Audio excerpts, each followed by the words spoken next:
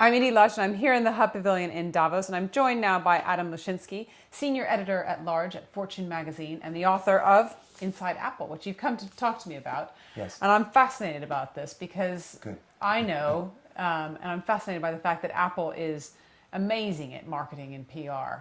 We all know that, but how do they actually do it?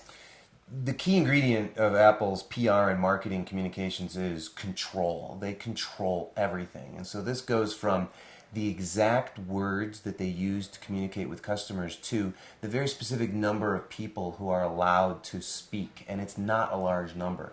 Apple makes sure that only a few executives will ever be allowed to speak publicly about a product. And it won't always be the most senior executives involved. It'll be the executives who they think are going to be best.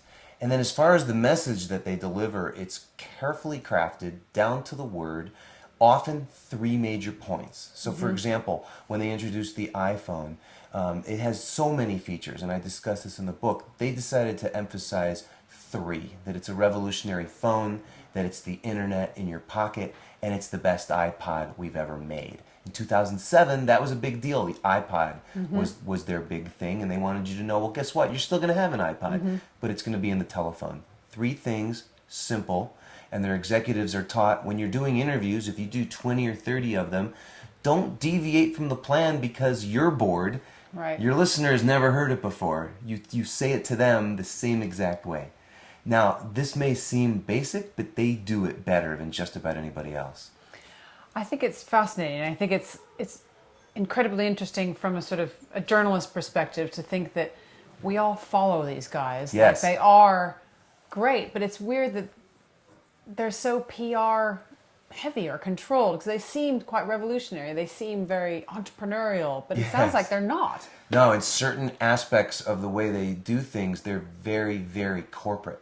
And I guess this would be one example. So, but the mantra, Apple is sort of a cult of product. Everything Apple does revolves around the product. And this is from design to manufacturing to how they organize the business. Apple doesn't set out to say, well, how much money can we make? Or what do we think the size of the market is? It is, this is the product that we want to make because we think people will like this. What's the best way to do that? Not what's the cheapest way or the most cost-effective way, but what's the best way? Once it's ready, then they'll go certainly do the traditional things that businesses do to sell it. And what they want and what's been so masterful is after they deliver this carefully crafted message, they get to the point where you're repeating it and I'm repeating it. And of course, journalists may not like this. They may not like to be spoon-fed, but Apple doesn't care what journalists think or what anybody else thinks for that matter.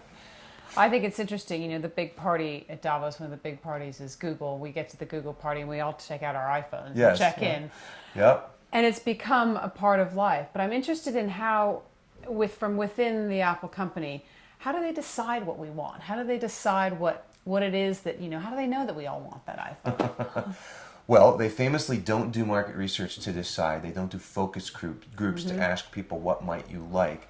And this is a controversial topic going forward because by all accounts, the way they decided what to do was what Steve Jobs decided to do. And that's an oversimplification, but only slightly, in that plenty of people would have input into the products that Apple makes, and they would argue about them, and they would work on features, and they would kill certain things, but Steve Jobs made the final decision. And it's not clear to us on the outside how that decision will get made going forward.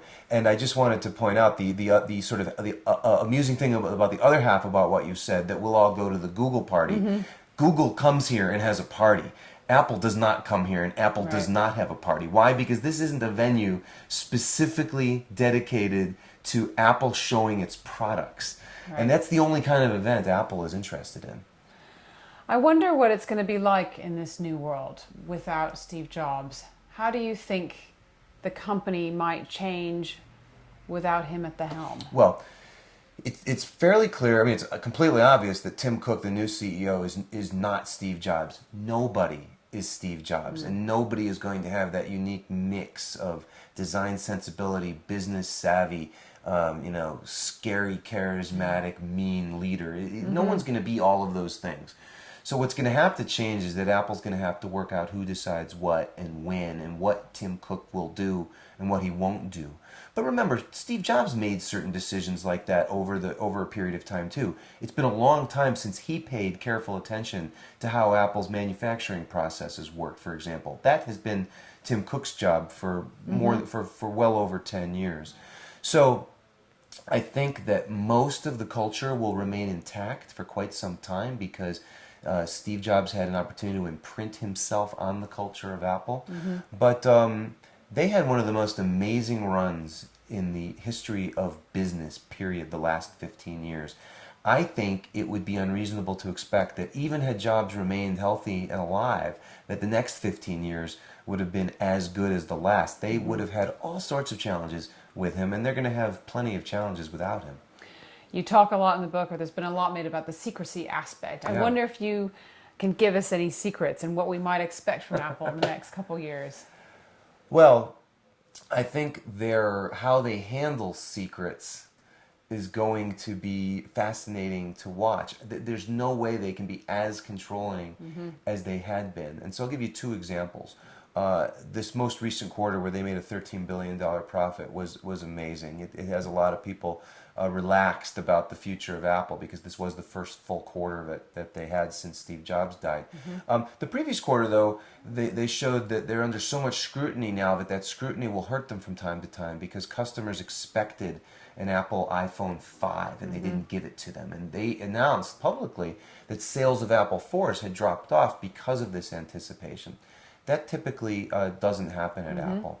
Switching gears, the New York Times this week has done a devastating series of articles about the conditions in the factories that Apple makes its iPhones and iPads in China. Apple said nothing.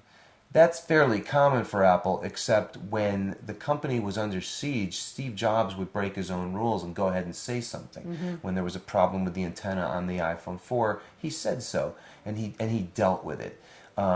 This is a test of Tim Cook's leadership, and I don't know the answer of how they're going to deal with secrecy, but he's going to need an answer that is different from, well, we're just going to keep doing it the same old way.